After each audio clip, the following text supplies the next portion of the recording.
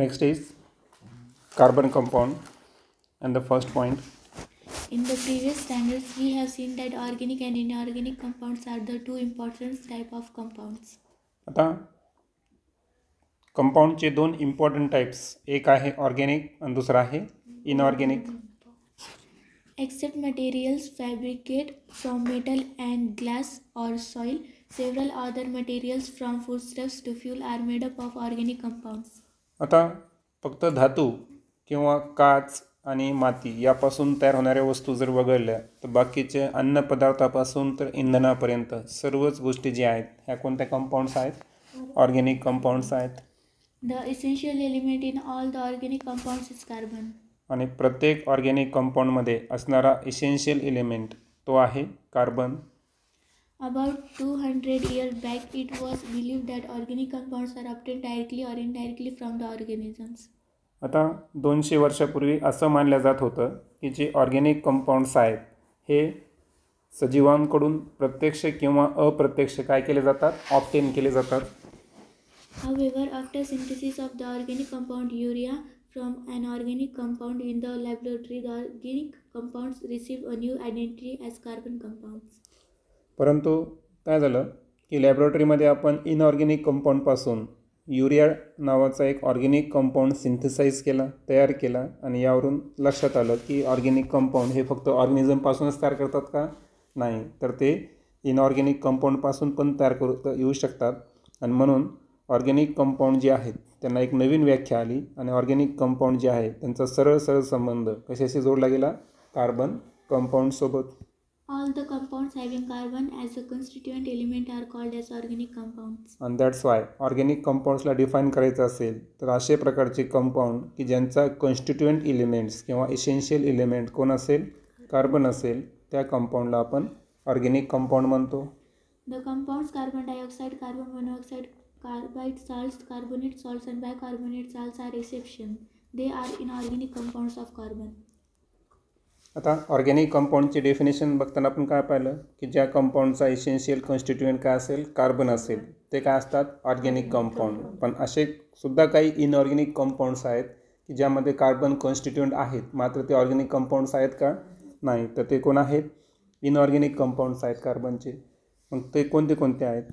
Carbon dioxide CO2, carbon monoxide CO, carbide salt ज्याच्यामध्ये carbon हा constituent असेल, त्यानंतर कार्बोनेट सॉल्ट ज्यामध्ये CO3 हा कॉन्स्टिट्युएंट एलिमेंट असतो आणि बायकार्बोनेट. Okay, salts.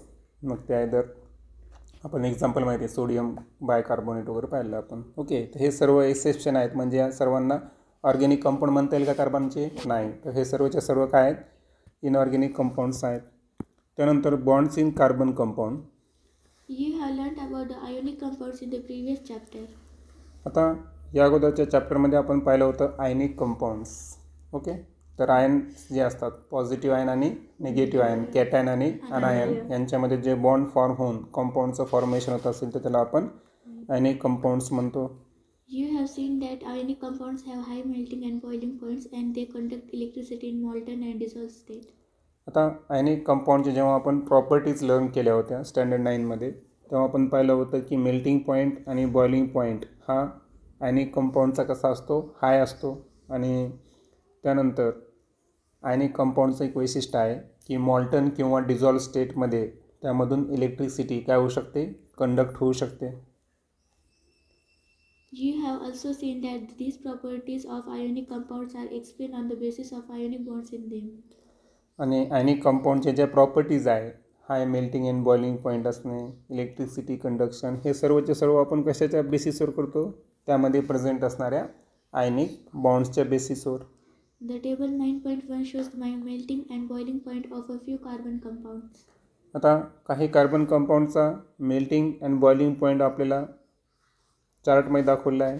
जसं की मिथेन जर पाहिलं आपण तर मिथेनचा मेल्टिंग पॉईंट -183 डिग्री सेल्सिअस आहे आणि boiling point -162 degree Celsius.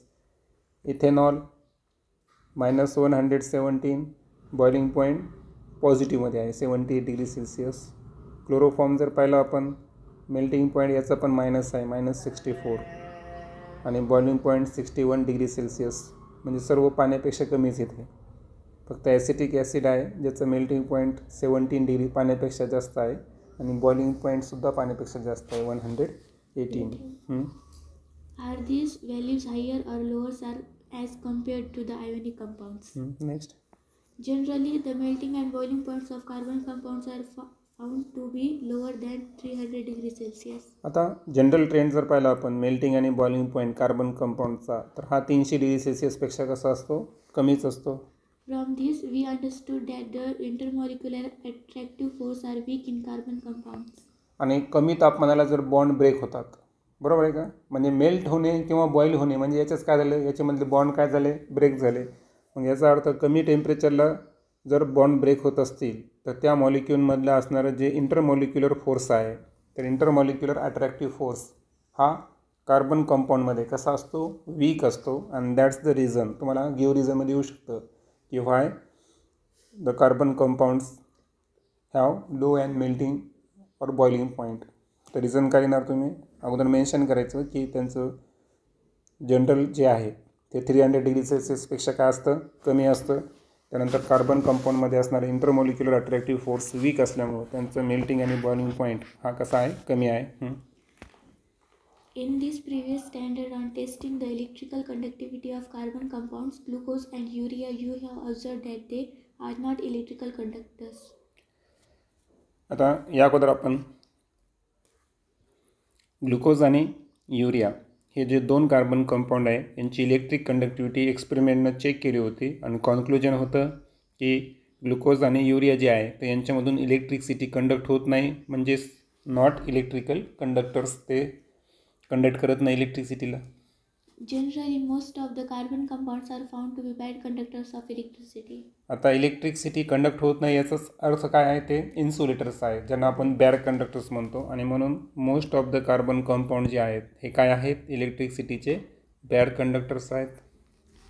From it, we understand that structure of most of the carbon compounds lack ionic compounds. याचाच अर्थ आपल्याला असं म्हणता येईल की जास्तीत जास्त कार्बन कंपाऊंडचं जर आपण स्ट्रक्चर पाहिलं तर त्याच्यामध्ये आयनिक बॉन्ड नसतोच, म्हणजे lack ionic bonds. It means that the chemical bonds in carbon compounds do not produce ions. आणि ओव्हरऑल कन्क्लुजन काय येईल मग, की कार्बन कंपाऊंडमध्ये जे केमिकल बॉन्ड्स आहेत ते आयनची काय करत नाही, निर्मिती करत नाही, कारण मुळात त्यांच्यामध्ये आयनिक बॉन्ड नसतोच. कारण आपण पाहिलं मॅक्झिमम कार्बन कंपाऊंडच्या स्ट्रक्चरमध्ये आयनिक बॉन्ड हा नसतोच. In the previous standards, we have learned about the relationship between electronic configuration and valency of an element, and also about the ionic and covalent bonds.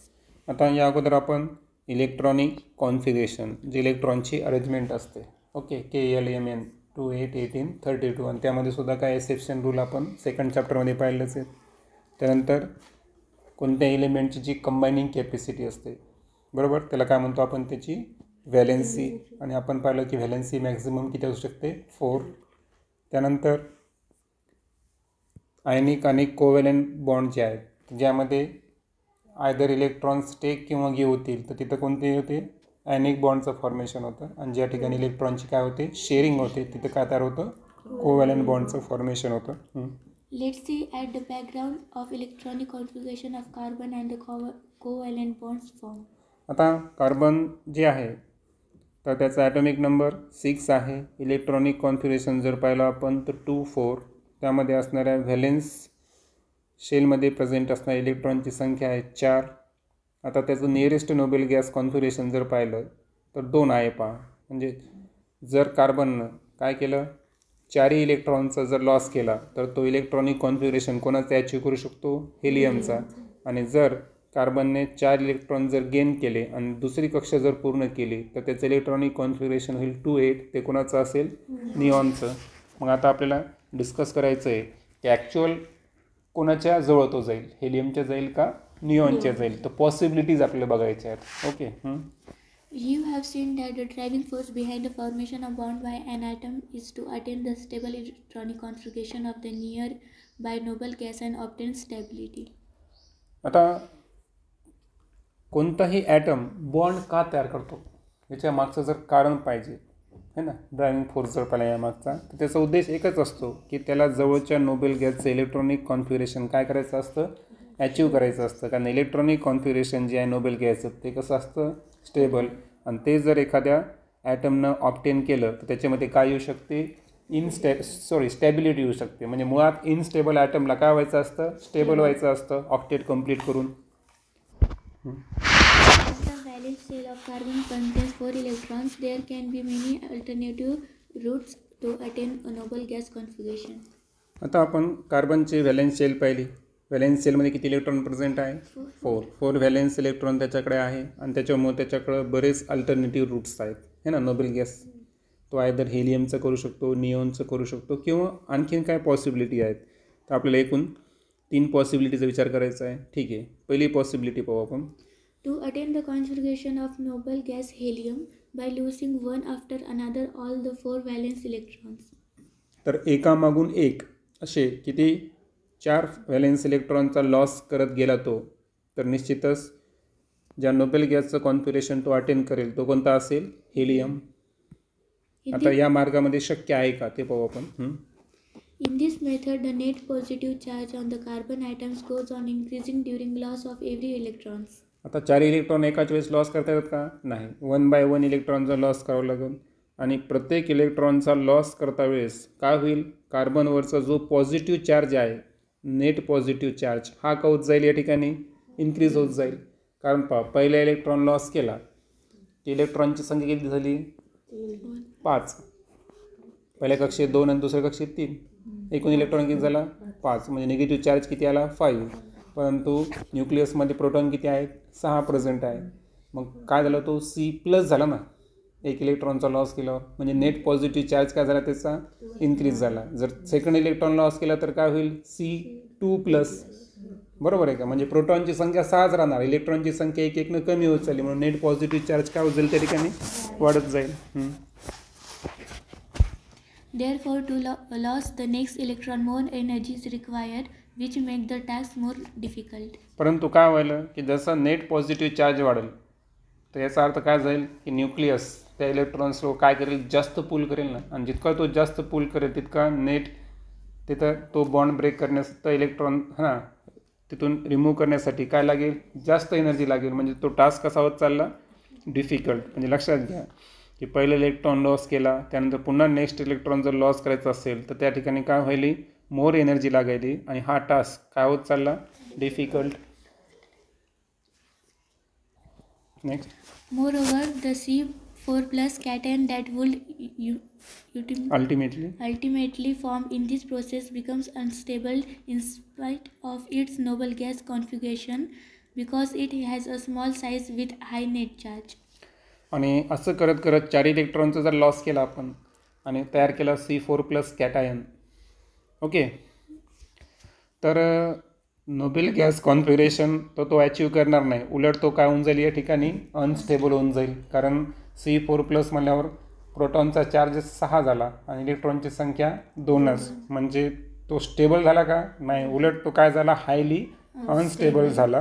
कारण net positive charge फार जास्त प्रमाणात increase झाला.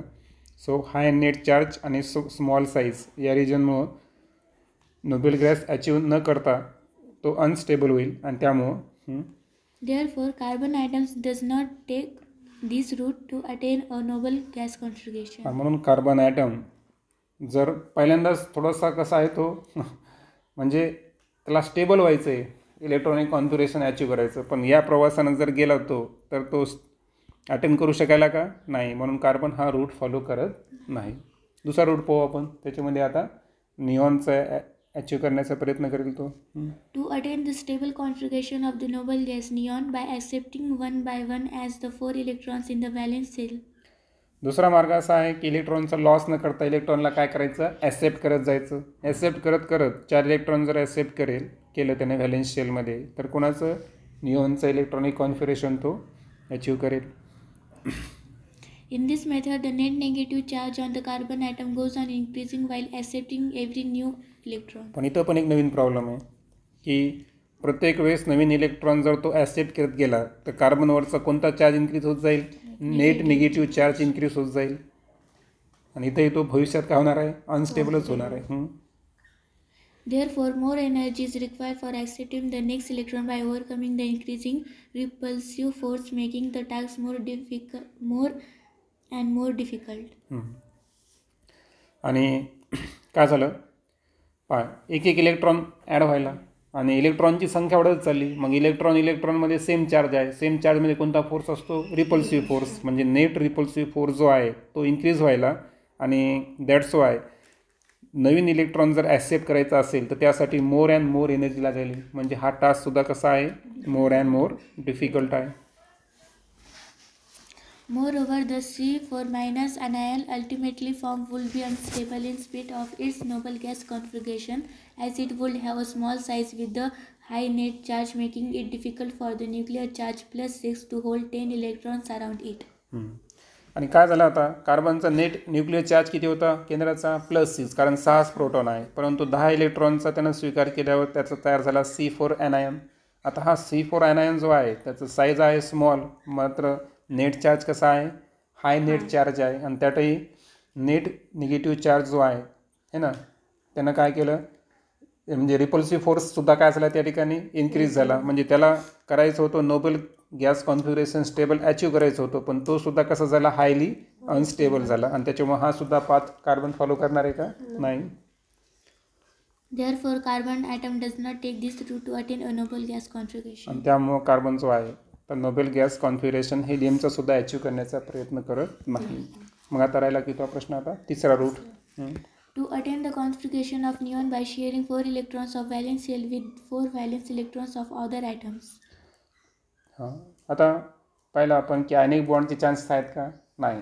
त्याच्यामध्ये तो helium either neon दोन्हीपैकी कोणाचं achieve करू शकला का, नाही. कारण C4+ सुद्धा कसा आहे, हायली अनस्टेबल, आणि C4- सुद्धा कसा आहे, हायली अनस्टेबल.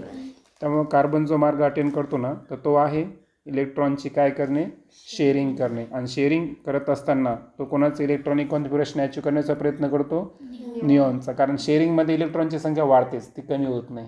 लक्षात आलं ना. कारण शेअर करला ना, तो शेअर करला म्हणजे त्याचे पण काउंट होणार आणि शेअर केलेल्या ॲटमचे पण काउंट होणार. आणि दॅट्स वाय इथं स्टेबल इलेक्ट्रॉनिक कॉन्फिगरेशन तो अचीव करू शकतो बा, 4 इलेक्ट्रॉन्सची शेअरिंग करून. हां, In this method, 2 atoms share valence electrons with each other. आणि याच्यामध्ये काय होतं की 2 ॲटम्स आपल्याला घ्यायचे आणि ते काय करतील, एकमेकांसोबत व्हॅलेन्स इलेक्ट्रॉन काय करतील, शेअर करतील. आणि आपण कार्बनची कॅटिनेशन प्रॉपर्टी पण पाहिली की ते कार्बनसोबत सुद्धा काय करू शकतो, बॉन्ड तयार करू शकतो. Valence shell of both the atoms overlap and accommodate the shared electrons. As a result, both the atoms attain a noble gas configuration without generating any net charge on them, which means that atoms remain electrically neutral. आता जेव्हा valence shell 2 ॲटमच्या overlap होतात, तर overlap होत असताना काय झालं बरं, की शेअर इलेक्ट्रॉन्स हे अकमांडेड केले गेले. म्हणजे याच्यामध्ये काय झालं की दोन्ही ॲटमनं जे आहे हे नोबेल गॅस कॉन्फिगरेशन काय केला, अटेन केला. मात्र जो नेट चार्ज आहे त्यांच्यावरचा तो इन्क्रीज किंवा डिक्रीज झाला का, नाही. तर नेट चार्ज जो आहे तर तो त्याच्यावर जनरेट होत नाही, म्हणजे प्लस पण होत नाही, मायनस पण होत नाही. म्हणून शेअरिंग ऑफ इलेक्ट्रॉन्स जे आहेत हा एक असा मार्ग आहे की ज्यामध्ये नेट चार्ज न वाढता स्टेबल इलेक्ट्रॉनिक कॉन्फिगरेशन ॲटम्स हे काय करू शकतात, अटेन करू शकतात. आणि निश्चितच हे केल्यामुळे त्यांच्यामध्ये काय येणार आता, स्टॅबिलिटी. आणि ओव्हरऑल जर पाहिलं आपण तर मला सांगा, एखाद्या ॲटमवर इलेक्ट्रॉनची शेअरिंग केल्यानंतर सुद्धा जर पॉझिटिव्ह चार्ज इन्क्रीज किंवा डिक्रीज होत नसेल तर डेफिनेटली तो ॲटम इलेक्ट्रिकली कसा असणार, न्यूट्रल असणार. Due to these factors, atoms attain stability. आणि इलेक्ट्रिकली न्यूट्रल आहे याचा अर्थ, आणि इलेक्ट्रॉनिक बघता एक तर काय झालं याच्यात, इलेक्ट्रिकली न्यूट्रल पण झाले, नेट चार्ज पण वाढला नाही, नोबेल गॅस कॉन्फिगरेशन पण अचीव केलं. आणि दॅट्स वाय त्याच्यामध्ये काय आली, स्टॅबिलिटी आली. Therefore, carbon atoms adopts this route to attain a noble gas configuration. आणि याच रिझनमुळं कार्बन जो आहे तर नोबेल गॅस कॉन्फिगरेशन अचीव करण्यासाठी तिसरा रूट वापरतो. आणि तिसऱ्या रूटमध्ये त्यानं काय केलं की जे दुसऱ्या ॲटमच्या 4 इलेक्ट्रॉनसोबत स्वतःच्या व्हॅलेन्स शेलमधल्या 4 इलेक्ट्रॉनची काय केली, शेअरिंग केली. नेक्स्ट आपण कोव्हॅलेंट बॉन्डचे डेफिनेशन आणि त्याचं स्ट्रक्चर नेक्स्ट लेक्चरमध्ये डिटेलमध्ये डिस्कस करू.